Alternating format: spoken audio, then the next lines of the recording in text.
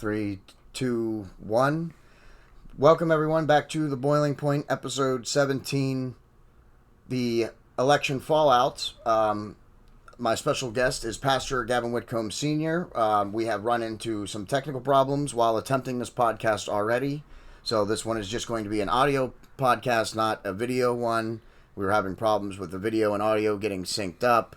And we, after working for it for about an hour, we decided to just switch to an audio podcast.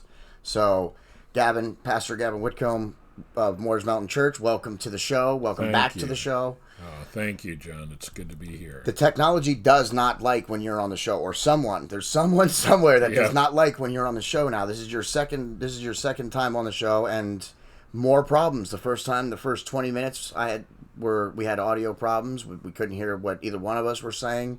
And now again, here we are, and we're still having the same problems where now we got audio and video that aren't synced up. So, somebody, the government or somebody doesn't want what you have to say to get out to the people, I think is where we're at. Yeah. So, now I do need to do a correction. In my football episode, I had the name of the quarterback of the Cowboys wrong. And now that I'm doing this, I don't know. Garrett Gilbert was the quarterback of... That's the one who almost beat the Steelers. Not Ben DiNucci. Or was it Ben DiNucci? Yeah, no, it wasn't Ben DiNucci. It was Garrett Gilbert that had the game against the Steelers and almost beat the Steelers. That's a correction from the football episode that I did with Ms. Pa a few episodes ago. And now that we got that out of the way, I don't need to sell everything because I'm going to have this screens up with all my web addresses and stuff. So go buy some gear. If you like this podcast, go buy some gear. They're going to be on the screen. bonfire.com/store/JDEDESIGNz, and that's with a Z at the end of it. Now that we've done all that extra nonsense again, Gavin Sr., it's good to have you back. And let's hopefully get through this information that you have now tried twice to get out to the people. Right. Thank you, John. Good to be with you again. Well, we're going to be talking about the election fallout, but there's some things about America, the United States in particular, that have to deal with the founding of our nation and the big idea. What was the main idea that our founding fathers had in mind when they formulated this nation? And it was freedom under God. And not just freedom, but freedom under God. And, I'd like to just talk about the concept of worldviews. So what is a worldview? Well, everybody has one. It's like the term says, the view that you have of the world. And everybody has a worldview. You might not have ever thought about it, but you do. So, you and I as Christians, we have a biblical worldview. Yes, that's correct. So we look at the world through the scriptures and interpret reality through the scriptures. So part of the biblical Christian worldview is that we believe God created the universe. In the beginning, God created the heaven and the earth. So the order and the complexity and the beauty that we see in the world around us is, the result of God and his creative power being displayed. And then we look at the world around us and we see, but yet there's something seriously wrong with the world too. And our biblical understanding says that when sin entered into the world, it marred the perfect creation of God. So as a result of it, God no longer gives the universe and the earth his full blessing. So things originally were perfectly sustained in perfect balance, perfect harmony, but no longer. So now we have death, we have decay, and we see in the human race that being played out, this sin nature being manifested in the behavior of people around us. So, the biblical worldview explains that. So our founding fathers had a biblical worldview. So they believed in God, they looked at the universe around them. But, some people have an atheist worldview. So, in their view, there is no God. So the universe and the earth and living things, it's just a matter of random processes and chance. And the ironic thing is that the atheistic worldview is actually a faith position. See, as Christians, we believe by faith that the worlds were framed by the Word of God. But atheists believe by faith that there is no God. See, you can't prove scientifically there is no God. To prove what that would be called a universal negative You'd have to go all throughout the universe, see everything there is to see, know everything there is to know, to be scientifically able to conclude there is no God in any shape, form, any place in the universe. That can't be done. Yeah. So they believe by faith that there is no God. Yes, more faith than what we choose to believe. Yeah. Because there's evidence in the Bible that shows us that it's not just we're not just believing on blind faith. Right. You know, there's evidence. There's actual things that are said and have happened. Exactly. And of course we'll definitely have you on. We'll try and make that your next episode where we'll talk about the prophecies of the Bible and those that have come true and why it's not just a leap of faith that you take when you believe. Yeah. Right. I know a lot of people are going to be excited about that episode. Mm-hmm.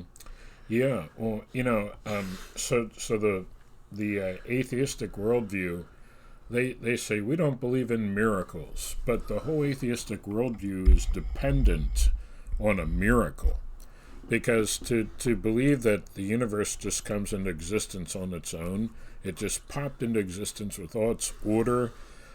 You don't see randomness. You see order and complexity and design when you look at the universe. Yes. And it's like decades ago, Stevie Wonder, he had this song, "Nothing from nothing leaves nothing." Yeah. Well, the atheistic worldview is nothing, out of nothing, something, the universe popped into existence. Yeah. It doesn't make sense. And it's like, where we live, it snows in the wintertime. Sometimes, but yes. Right. Not much last year, which is okay with us. Yes, right? exactly. I'm not a snow guy. But if you look out into your yard with freshly fallen snow, you can tell if a human walked across your yard. Yeah. Because you can look at the footprints. So even though you didn't see him actually walk across the yard, you know it happened because of the evidence. Mm-hmm. When we look at the universe around us, we don't see the product of randomness and chance. We see order. We see design. Like, where did the laws of physics come from and the laws of chemistry? You mean that they're in existence by random processes without somebody looking over and designing it and creating it? Come on, that, in the words of Joe Biden, come on, man. Yeah, come on, man. Come on, man. Yeah, that doesn't make sense. Yeah, it absolutely, you're right, it does not. That these laws of the galaxy or in the universe just automatically came to fruition out of randomness, because they are laws. They are, tested, and you can test them and prove them. You know what I mean? Right. The laws of physics and stuff like that. And people try and use science and the laws of physics to debunk God and Jesus, and it's like, wait a minute, no. God is the reason to why, and the physics and the science that He gave us is how. Yeah. Exactly. It's not. They're two sides of the same coin. It's the same coin. One says why, the other one says how. Yeah, that's really a good way to put it. If you think about a house, when you look at a house, you don't think, boy, I bet that house just popped up by itself. Now, when there's a house, it shows that somebody said, hey, I want to live there. Then they figured out what kind of house they want. They had somebody design it, an architect or a designer. Yep. Then they had skillful people who knew what they were doing that come in and built it. And finally it was finished. Well, we know that houses do not just pop up by themselves, but yet living things are incredibly much more complex. Yes. Than a house is just a simple thing compared to living things. DNA. Yeah, right. Then people think, oh, living things just magically over millions of years popped into existence and formed on their own. It doesn't make sense. It's not very scientific. And you mentioned DNA. Yes. When I was a kid, I used to play this game called Scrabble. Yep. And, there's a board there and a bunch of letters on these blocks, and you got to try to spell words and earn points to hopefully win the game.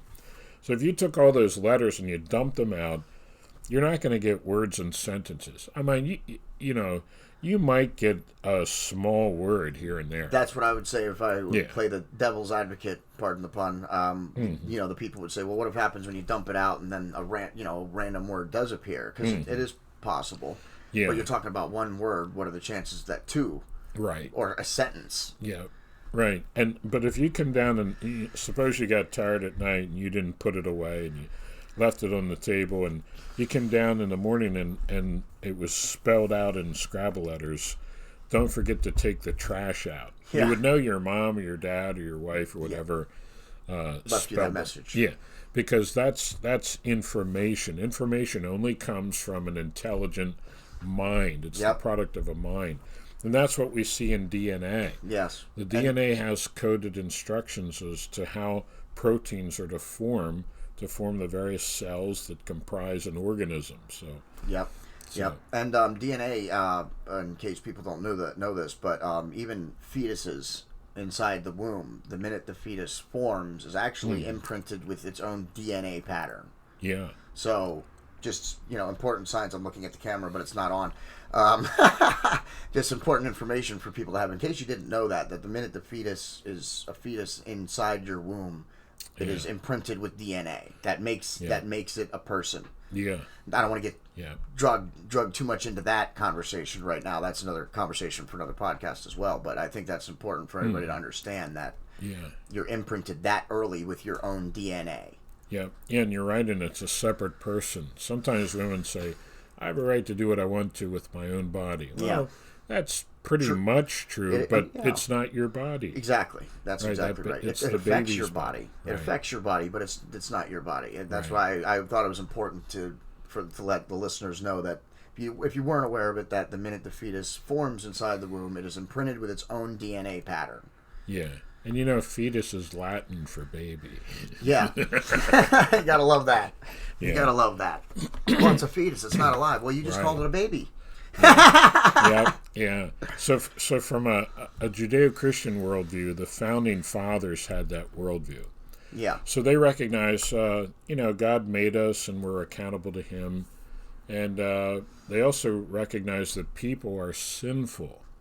So because people are sinful, if power is concentrated in a few people, they tend to become corrupted. Yeah. So they knew that that's what human nature is. So their plan was to divide the power of the government up into different systems so that there would be checks and balances. Yep. So that's why we have the three separate branches of the federal government. Then we have state and local governments. Yep, that's the important thing. It's not just the judicial, executive, and congressional branches of the government. We also have state and local governments as well. Right. It's not just the three branches, but it's also the three separate. I don't want to call it power bases: the federal, the state, and then the local governments. So. Yeah, there's a verse in Isaiah. It says, "The Lord is our King, the Lord is our Judge, the Lord is our Lawgiver." And there you have the three branches of government. Yep. And my understanding is that they got that concept from that passage of Scripture there. That would make sense. Yeah. Now, so when it comes to we can look at our nation's birth certificate, the Declaration of Independence, and see exactly what the Founding Fathers were thinking. So we don't have to guess. We don't have to speculate. So their main idea was freedom under God.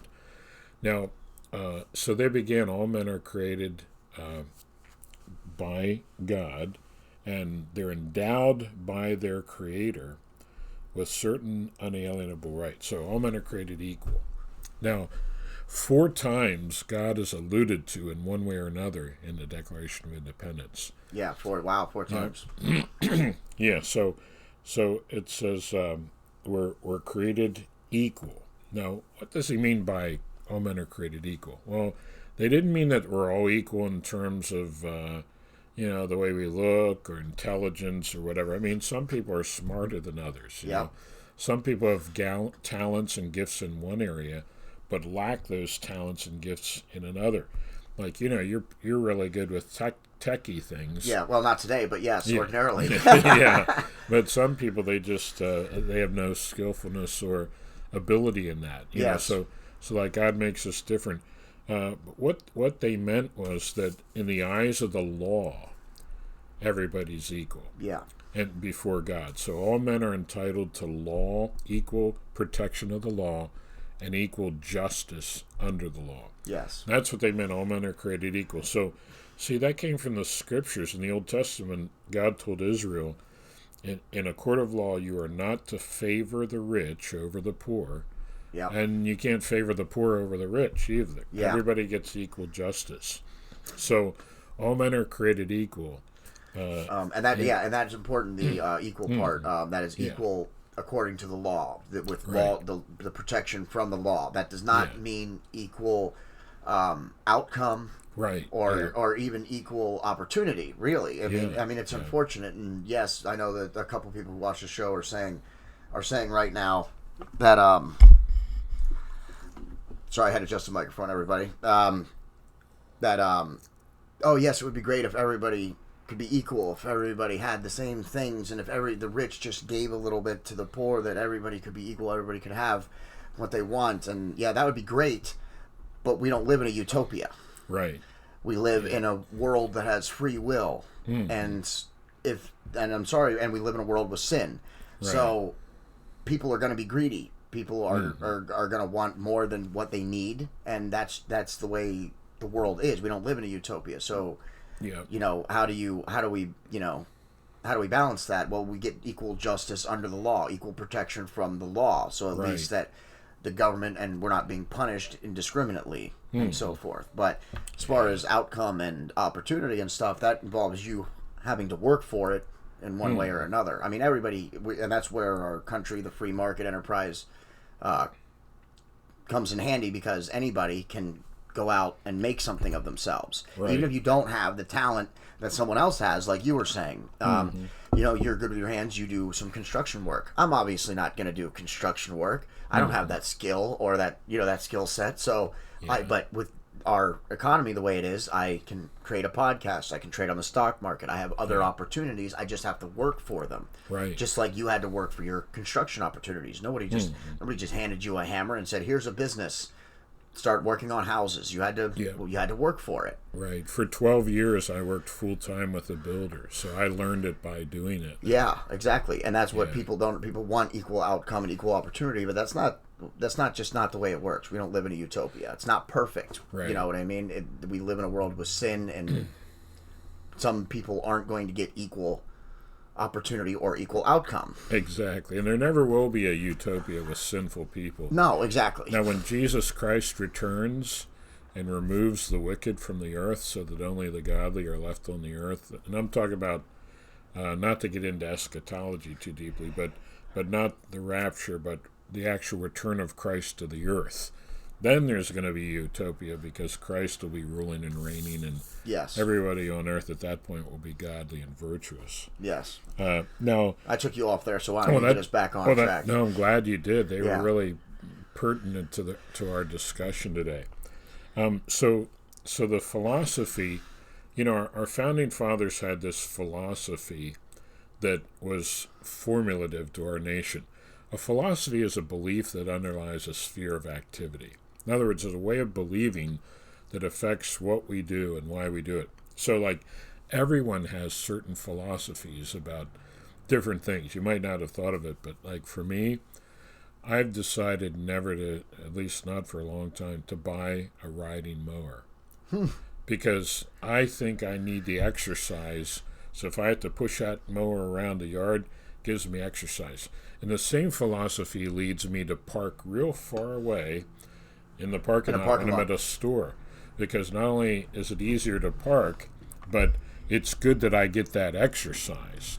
So that's just the philosophy I have. Now, other people, they don't have the same philosophy. But that's so that philosophy I have, that I need to do things to make sure I exercise, that affects my decisions.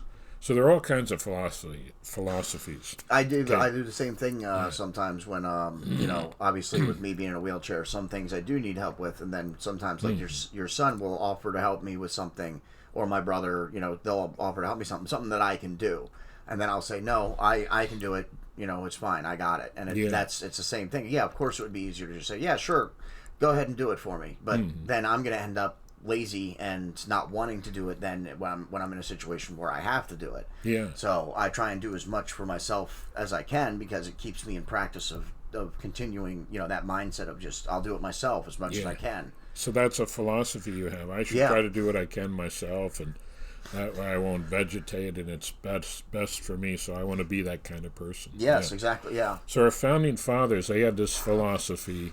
We don't have to guess. We can say their philosophy was, we hold these truths to be self-evident. Now they're self-evident to people with a biblical worldview, that all men are created equal and are endowed by their Creator with certain unalienable rights. Yes. Okay, so in other words, they believe, hey, God made us, and He gave us certain rights. And among these are life, liberty, and the pursuit of happiness. Yep. And so they said to ensure these God-given rights are protected and secured, governments are instituted among men. So their idea was, hey, God made us, He gave us certain rights. The role of the government is to protect those God-given rights. Yes. So see, they didn't think, oh, the government decides what rights we have. No, they said God determines what rights we have, and the job of the government is to protect our life, our liberty, and our pursuit of happiness. And when to people who say that the government who the government should be making laws, and that's where you get into sticky. Where you get sticky, because now you have men making laws. That's why a lot of people don't understand that people who believe in God and Christians, why they're conservatives, and it's because we believe that government has a specific role, a specific job to fulfill. And the other side, I won't, whatever you would want to call them, Democrats, liberals, whatever title you would want to give them, or the left. Yeah. They think that they can improve upon those laws, and they can make laws so that everybody does have equal opportunity or equal outcome. And that's where the one of the biggest differences between Republican and Democrat is that we want government small because they should only be big enough to protect our rights. Yeah, and right. the other side want government a little bit bigger because they want to legislate everybody so that everybody has equal outcome. And that's not, we don't need more laws. More laws doesn't give us more freedom. Right. It actually takes freedom away. Every time a new law is passed, somebody somewhere is losing freedom. Right. Whether it's for their best interest or not is also irrelevant. They're losing freedom. It's not the government to protect us. It's for the government to protect our rights. Yeah, right. We have the right, if we want to, drive fast off a cliff, that's our God-given and constitutional right to do so. Is it the best idea? Of course it's not. But it's not for the government to tell us not to do it either. Right. Yeah. Yep. So the Declaration of Independence and the Constitution then put limitations on the government. Yes. And so that's why, like in the Bill of Rights, that it's full of limitations. Hey, the government, has to give you the right to freedom of religion, freedom of speech, freedom of the press. If you're arrested, they have to tell you what they're arresting you for, and you're entitled to a trial by jury, and all sorts of things. There was a French philosopher named de Tocqueville. And so, like in the 1830s, somewhere in that neighborhood, he wanted to, he heard about America and how it was like, not long before that, it was like a ragtag 13 British colonies, and now it's rising to world prominence. Yep. How did they progress so much and become such an awesome country, in such short amount of time, comparatively speaking? So he came to America, he traveled all over, and he said, it wasn't until I went into the churches and I saw the pulpits aflame with righteousness, then I understood the key to America's greatness. America is great because she is good. And if she ceases to be good, she will no longer be great. Yep. And another thing he wrote, he said, I've never seen people in all the world over which the Christian religion had so much power. In other words, the people were so thoroughly Christian. Now, not every single person without exception, but as a whole, the society, they had this Christian worldview. They were good, kind, upright, and very Christian in their beliefs and in the way that they lived. And here's the thing. Since our nation and our freedoms are founded upon belief in God, and that God gave us the rights and the governments to protect the God-given rights, if we drift away from belief in God, our our freedom is in danger, because if you lose that underpinning, that anchor point, then it's then people start thinking, it's up to the government to decide what rights we have. Yep. And that's what we are seeing today. Yep. And that's what people like you and I are. Well, that's why I started. One of the reasons I started this podcast and why I have you on it, because right now America needs more people to speak out about what America should be about, not what it's becoming right now, because I don't want to be legislated to. The government does not have the right to hand down our rights and to just make laws. Right. That's not their power. Their power is to protect our rights. Yeah. So, and we are getting very dangerous right now. It's very dangerous out there in the world with the way things are, and the election. Is that our segue into the election right there? Yeah, it is. So we're certainly in the middle of an election that's something that we have never seen before. Maybe with Al Gore and George W. Bush, but that was resolved within a couple, 2 or 3 weeks. I think about 35 days. Oh, was it 35 days? Wow, well then I'm completely wrong on that one. So you're close, but a few weeks. Yeah. So I guess it could be compared sort of to that. Except, of course, Al Gore and W were only Florida. Florida was the big thing there, whereas right now we have Michigan, Wisconsin, Virginia, possibly North Carolina, Pennsylvania. We got 5, maybe even 6 states that Arizona is yet. So we 6 states that we don't necessarily know. I don't care what the mainstream media is out there telling you, everybody. It is not called. It is not finished. Right. Joe Biden could be the president, and if he's the president, then he will be the president, and that'll be the way it is. Yeah, we'll have to accept it. And people like you and me will still support the president, even if we don't like him, because that's what we are. We want to keep America going and keep it going good. Yeah. So we'll support the president, even if we disagree with him, because that's what you do. Yeah, we'll pray for him. Yeah. But the election is not over yet. Right. President Trump still could be reelected. There's still definitely a chance that he has been reelected. And there's lots of fraud out there. All right, let me take that back. I don't want to say fraud. There's possibly some fraud, but there's voting irregularities. That's the term I should use. Voting irregularities that need to be looked at and addressed before we declare any kind of winner. In Michigan, in Wisconsin, certainly in Pennsylvania, and also in Virginia. Those 4 states have an enormous amount of voting irregularities. Yeah. Well, see, John, when it comes to like what we were talking about, our nation, I think it was, might have been Alexander Hamilton or one of our founding fathers said that our Constitution was designed for a moral and religious people. Now, by religious, they meant Christian. When they said religion back then, they meant Christianity. Yes. Our Constitution was designed for a moral and a religious people. It is wholly inadequate for any other. So in other words, he was saying our system to function the way it was intended and designed, the people need to be virtuous. Yeah. They need to have a Christian worldview and to be virtuous and good. And so now our country is drifting further and further away from its Christian foundation. And we can see if people were moral and virtuous, there wouldn't be cheating. Yeah. There wouldn't be dishonesty. There wouldn't be a media that takes sides. Yeah.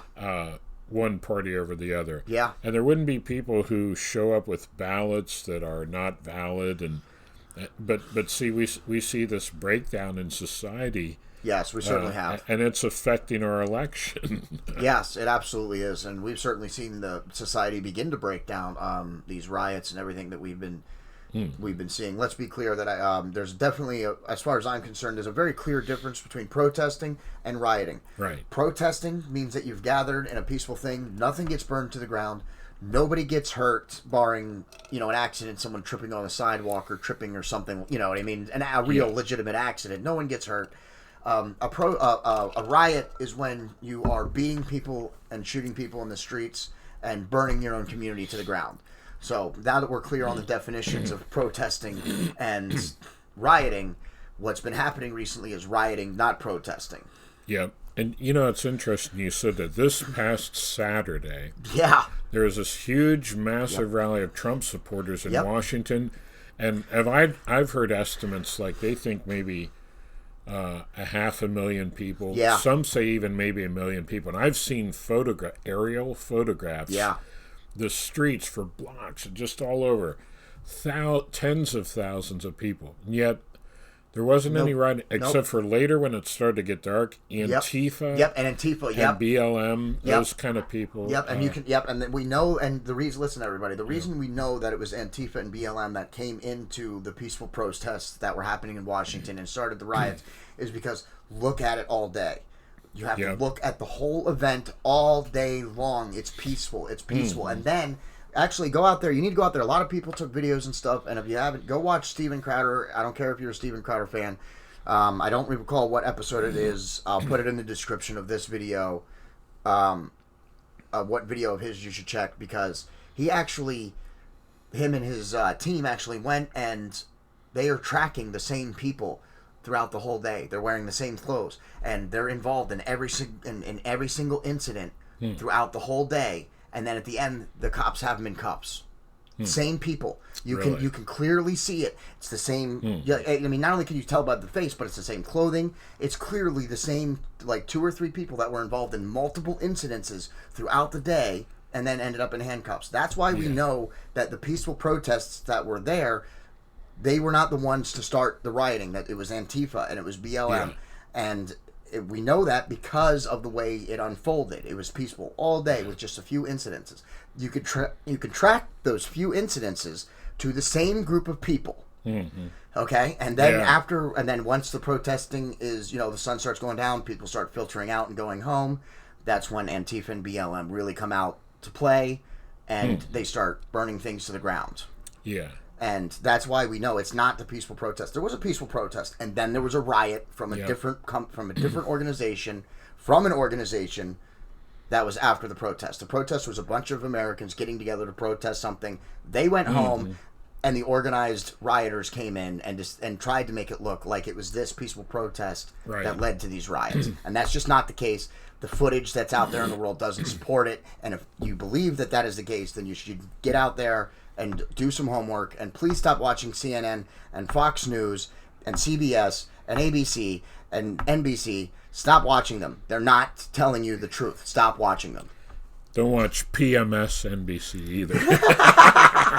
Yes. The only NBC I watch is CNBC, and that's for financial news. Yeah. As soon as they go to politics, I turn the channel. Yeah. I don't Now, So like the people that are in BLM and Antifa, they don't have a biblical Christian worldview. No, and they don't really have a worldview. To receive Jesus as your Lord and Savior, and trust in Him and follow Him and live a godly Christian life. It's not only best for you, but it's good for your country as well. Yeah, because righteousness exalts a nation. But sin is a reproach to any people, Proverbs says. So God will bless our nation if we follow His ways and His principles. And that's part of our success as well. I wish I had that scripture pulled up. As a nation. Yeah, it's somewhere in Proverbs. I forget the exact. Jonathan Kahn says it frequently. Oh, does he? If my people... 2 Chronicles 7:14. Yeah, if my people, which are called by my name, shall humble themselves and pray and seek my face and turn from their wicked ways, then will I hear from heaven and will forgive their sins and heal their land. Yep. Very good. That's a very good scripture, and it's a very important scripture, especially for our times. Yeah. Well, as I think about this election, really, it comes down to this. Will God allow America to be turned over to judgment at the hands of wicked and evil rulers, which in my opinion, that's what the Democratic Party will be? Or will he show us 4 more years of mercy with, in my opinion, Donald Trump? Yeah. Because Donald Trump is the pro-freedom. Yes, he is. Pro-Constitution, Yes, and pro-American. Yep, and anybody out there who has a problem with President Trump, I encourage you to stop listening to the mainstream media and do your homework, do some research, because even if you disagree with some of his policies, I know I got friends who philosophically can't get behind Trump because unfortunately, because of some of the things that he stands for, because he does stand for, goodness and Christianity and, under one nation under God. He believes that, I think, more than many presidents have in the, probably the past 4 or 5, to be quite honest. Yeah. And I guess if you don't believe in God, then it's easy to see him as evil and as the devil. I mean, that would be real easy, I guess. But I suggest you just go in and look at the things that he's done, and then make your decision off that. Don't listen to the media. Don't go by what you think you know about him. Go out there and learn something about him before you just start deciding things. And and don't take all this stuff about him before he was president. Sure, he was misogynistic. Every man on the planet, at some point in their life, has said something that they shouldn't have said to their buddies. Right. Every man, every single man has done it. Okay, I'm sure before you were saved, I'm sure you had. I certainly have. Yeah. So we've all said inappropriate things that if it was recorded and played back, people would be like, "Oh my goodness, I can't believe he said that." Yeah. Everybody has done that. Don't look at what he did. Look at what he's been doing. Right.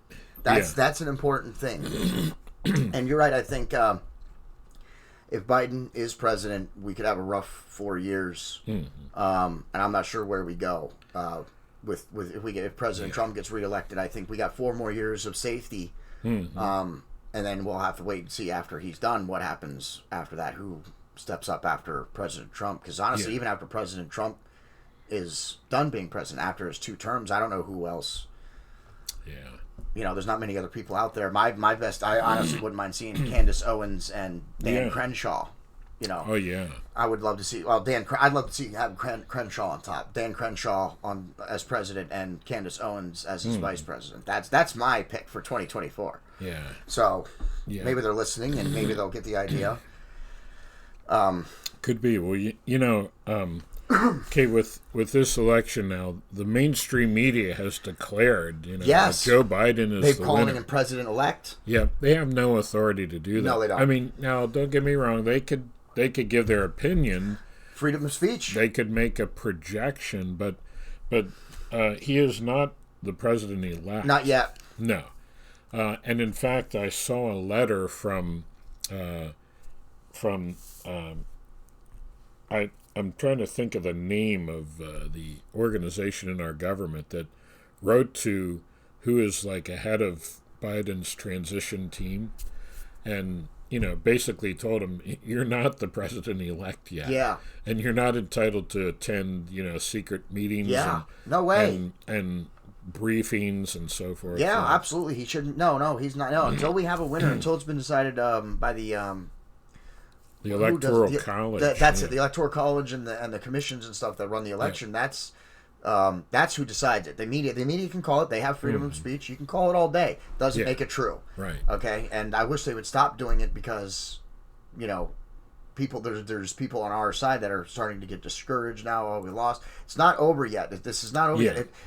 Joe Biden might very well be the next president, and if he is, we'll fall behind him. You're not going to see rioting in the streets. Right. Okay. The people will rally behind him if he's a president. The only thing that most of us are saying right now is stop saying that he's a president-elect because he hasn't won anything yet. It's not over. Do you hear us right now saying that Trump in his next 4 years and just assuming that he's got 4 more years? We're not just declaring President Trump the winner. Right. We don't know. Yeah, we're even saying that, hey, if Biden becomes president, then he's going to be the president, and that's the way it is. But the other side is not doing that. The president, President-elect Biden, but he's not even that yet. And also, in case anybody out there that doesn't know this, there is no such thing as the office of the president-elect. Right. There's no such thing. Right. He just made it up. Yeah.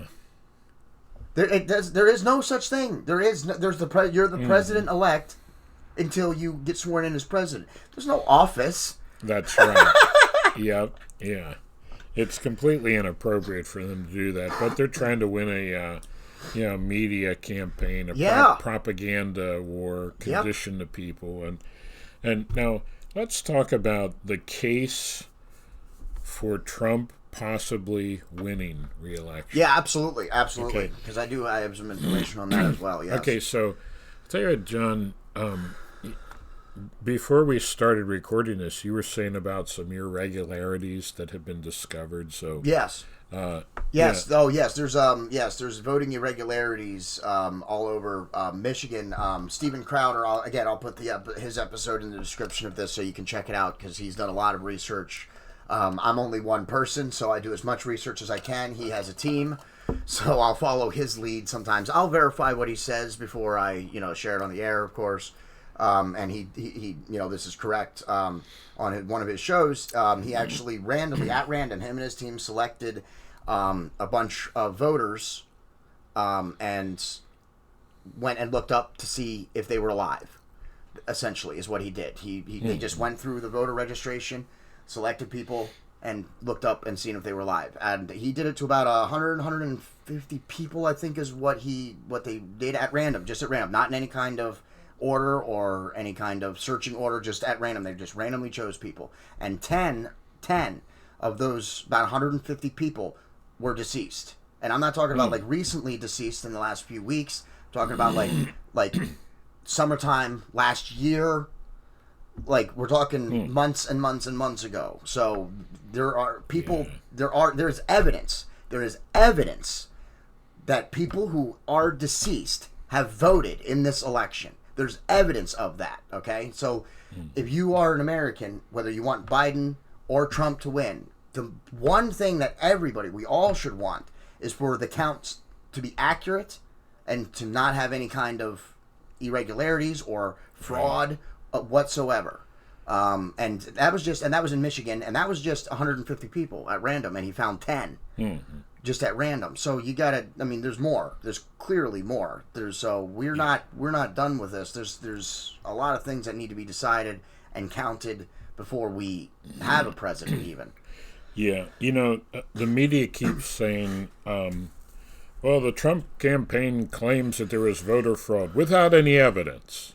They keep saying without any evidence, or they have nothing to substantiate their claim, but they keep saying without any evidence. There's no evidence. Well, that's not true. There is evidence. In Philadelphia. Yeah. About 2:00 in the morning. Well, I stayed up till like 2:30 in the morning election night. Me too. I was up late also watching it, and you're about to talk when they decide to call it for the night.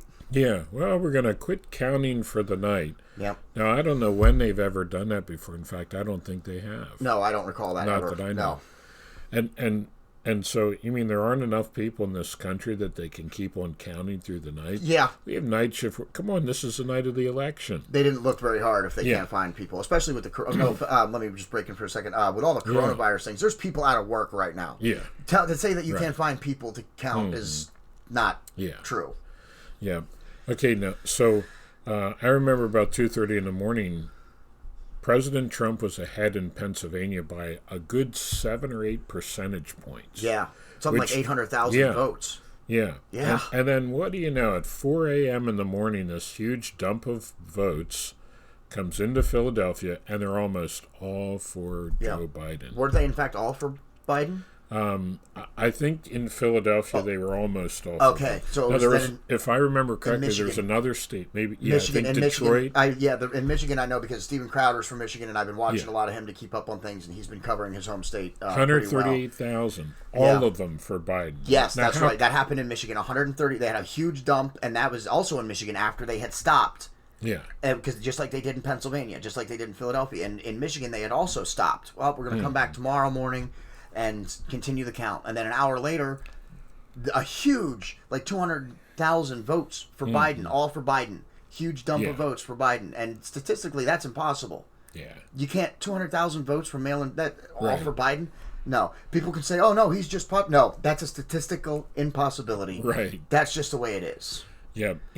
President Trump and William Barr, our Attorney General, they both warned about fraud associated with widespread mail-in ballots. Now, some states are completely mail-in voting, but they have ways to confirm it. But it's my understanding that in all the states, everyone on the voter roll got a mail-in ballot.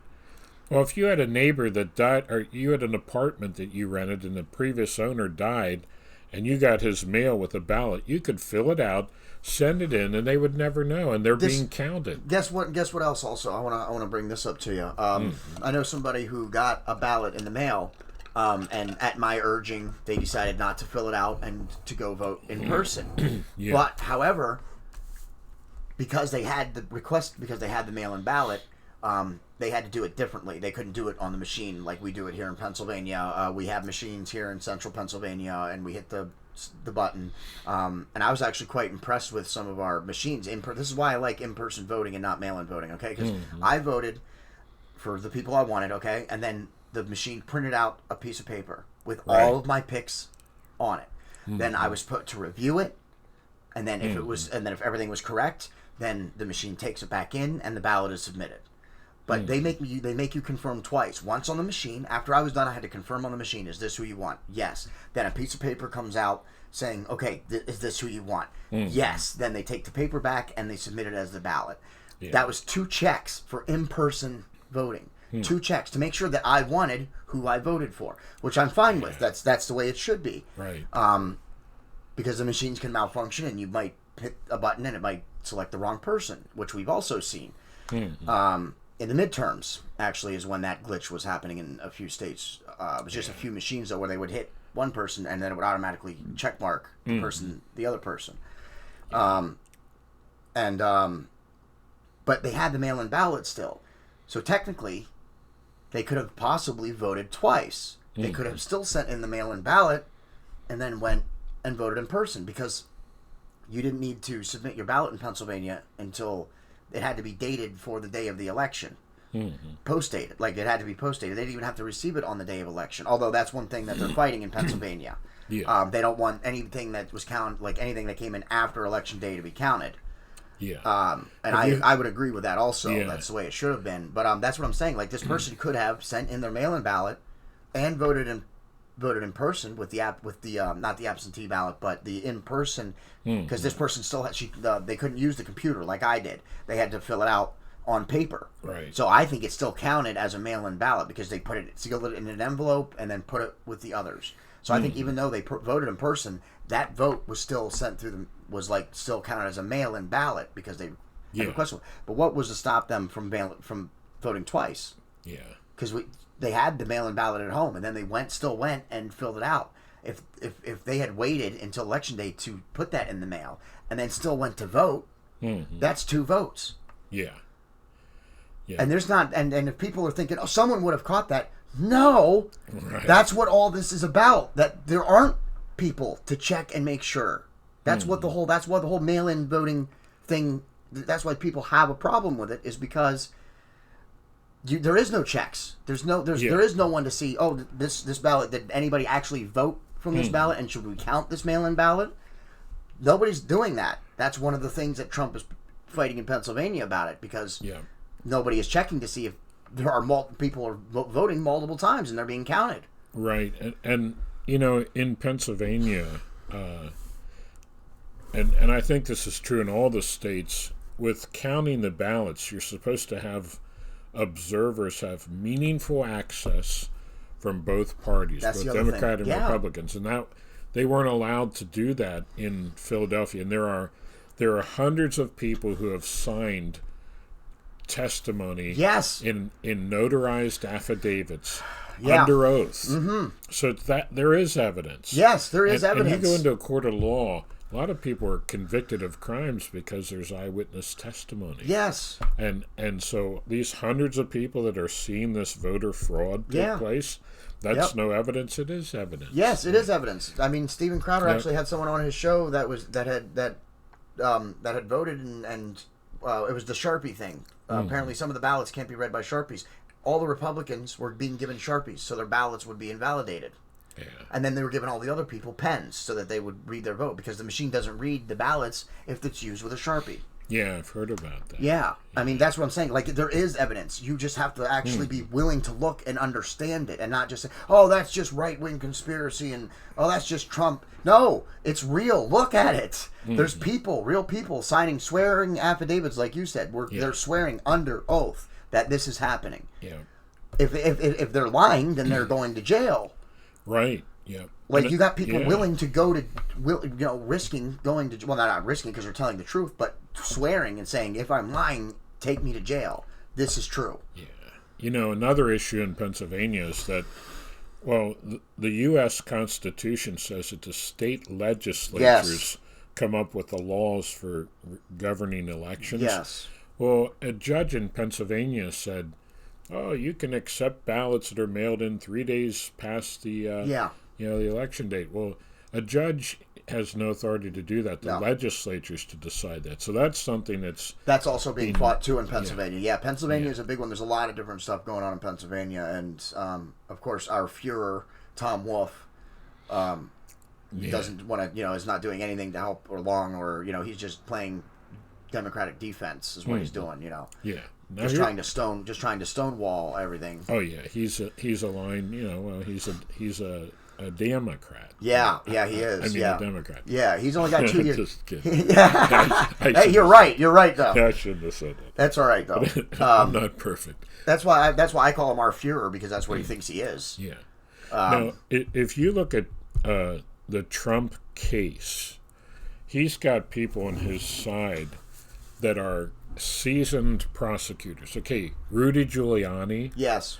He was like a prosecutor in New York City, not only the mayor, but he was the mayor too. But yes, so he knows how to investigate things. Yes, he knows what legal evidence is. Yep, and he knows how to arrange it and to present a case in a court of law, because that was his line of work. Yep, I've been looking up Rudy Giuliani. He shows up on Steven Crowder too, and he's very, when he talks, I don't understand some of what he's saying, but that's because he's speaking the legal, mumbo jumbo, giving the people, even though they may not understand, the official, actual what's happening. And then there's also Sidney Powell. I don't think I know him or her. I'm sorry. Sidney Powell is on Trump's team as well too, and she was a federal prosecutor. Okay. And so she's a very good attorney, and so like she's getting the evidence together and compiling it. Yeah. And now, have you heard about the voting machine software problem? I'm not too familiar with it, but I have looked into it a little bit. Okay, let me just share with you what I've found. Okay, now I'm not a software guru. No, and this is for everybody. This is more evidence that we've already been giving you about irregularities, voting irregularities. We're not going to come right out and call it fraud, but we will. There is some evidence of fraud also, but these are about voting irregularities because of the machine. Right. We don't actually know whether these machines are doing it on purpose or whether it was by accident. That's the difference between irregularities and fraud, whether it's intentional or not. But they're both the same thing. Okay, so I'm going to give you like my summary of what I've learned about problems with the voting machines. Okay, now I heard Lieutenant General Thomas McElhaney. I think I'm saying his name right. I think that's right. Yeah. Lieutenant General Thomas McElhaney. Now, he's a retired lieutenant general from the Air Force. And I think he was like at one time third in command of our nation's Air Force. Okay. So this is it's not some lone internet kook that's coming up with different conspiracy theories, but he was saying how during the Obama administration, the CIA came up with a program that they could use for domestic spying and probably international spying too, to try to track down terrorists. Yeah. And so there are computer programs that can alter the results of elections and manipulate them. And so he said that there's a company that makes voting machines called Dominion. Dominion is the name of the company. And about 1/3 of the voting machines in the U.S., from what I understand, are produced by Dominion voting systems. Yes. So they have their software. There's another company associated with them, Smartmatics. And there's a whistleblower who worked with Smartmatics, and they're saying, and right now we don't know their identity, and it'd be stupid for their identity to be revealed because they'd be killed probably. Yeah. That Hugo Chavez, who was the dictator in Venezuela. Okay. He hired Dominion and Smartmatics. He hired them to come up with a way that he could rig elections and win them. So there's ways that you can engineer software so you can manipulate the votes. And yes. And so say Trump gets 20,000 votes, you can flip those votes and make it that Biden got. Yes, that's what it is. It's the votes that were that Biden is getting with some of these machines are actual Trump votes. Right. And Trump is getting the Biden votes. Yep. Yeah, I did hear about that part. So there are two programs that are there's one called the Hammer, and then another app called Scorecard, and that's how they're doing this. Okay. Now, Attorney Sidney Powell, she said we have evidence of this. Yeah. And we have sworn affidavit testimony. We have proof of this, and she's saying very confidently, Biden is not the winner and Trump is going to win. When this comes out, she says we have proof, and she says I don't say things I can't prove. Yeah. And she says we have proof of this, that these voting machines are rigged, and we're going to be able to be able to overturn the results of these elections, and it seems to be more prominent in key states. But he said, this one guy said in Venezuela, we saw the same thing happen. The opponent of the leading socialist is winning, and then they stop the voting, and then they download or upgrade or they alter the machines, give it an update or whatever, and then all of a sudden at 4 the next morning you wake up, oh, what do you know? Hugo Chavez won, and I forget the guy who's head of Venezuela now, but there's evidence that this same pattern took place there. Yeah. So Rudy Giuliani, he's saying the same thing. Yeah. So it's not just I heard that Joe Schmo he died and he voted. That alone isn't going to do. No, that's just much. more. Yeah, no. But this voting thing. Yeah. With the machines, that it sounds like that's really what's going to. Yeah, between that and the and what I was telling you about the voting irregularities, I mean, you got to figure. I mean, some of these places though are only a few hundred or a few thousand votes. So if there is a few hundred or a few thousand votes, dead people that ended up voting that shouldn't have, then that could also. I mean, but every vote, all the votes, whether they're dead people voting or whether they're votes being flipped, I think when it all gets straightened out, I do think President Trump will have a second term.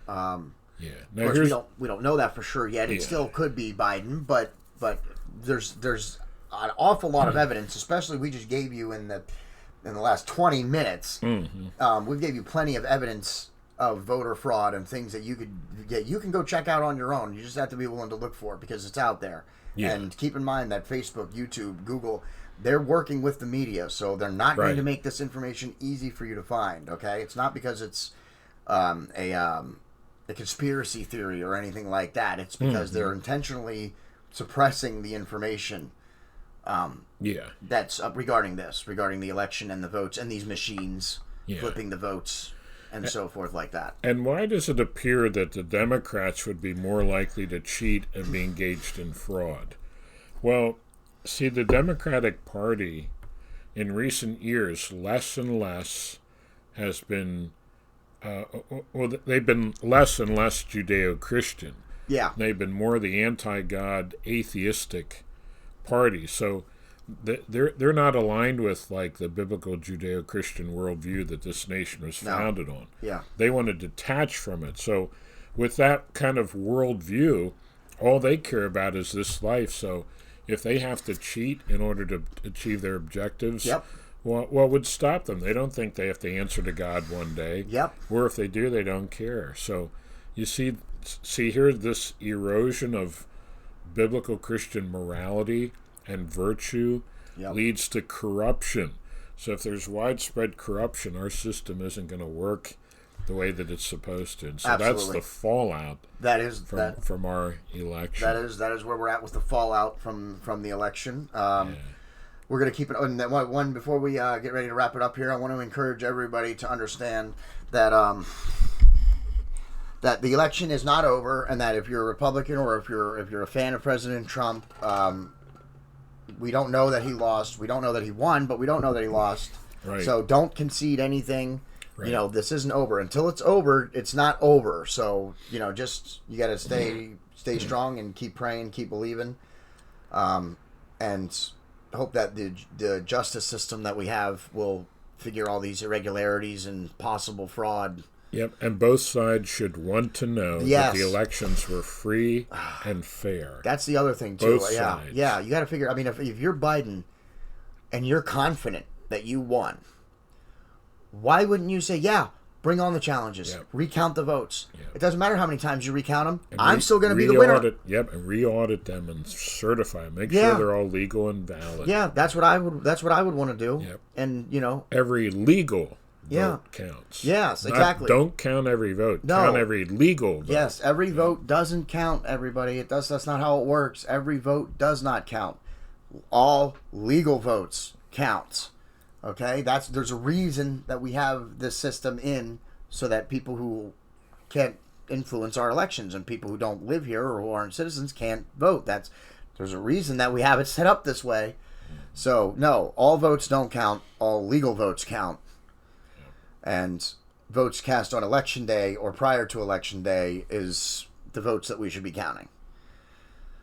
Well, thank you, Pastor Gavin, for joining the show. We're going to wrap it up, everybody. You're welcome. We're going to have you on again. Hopefully, the next one, next time we have Gavin Sr. on, we'll hopefully talk about the Bible and the prophecies that have already come true and been fulfilled, and then you can give us a hint on some things that we should look for into the future as well. For some of the prophecies that haven't come true quite yet. Right. Yep. Or yet to be fulfilled. Yeah, yet to be fulfilled. Yes. And I know a lot of people are going to be excited about that when we have you back to talk about that. But hopefully the election will be resolved by then, and hopefully President Trump will be in office. But if not, America will still continue, at least for a little while longer. At least until God is ready to say, all right, that's enough. Right. All right, well, thank you for being on the show, and thank you, everybody, for tuning in. This has been episode 17, the election fallout, and I hope you tune in. Next couple days, probably within the next week, I'm sure I'll have another episode or two up, so keep a lookout. Make sure you like, subscribe, share, comment, and go check out the pages. Go buy some clothing and some gear, and support the show. And until next time, then, Pastor Gavin Whitcomb, I am JD, and that's the end.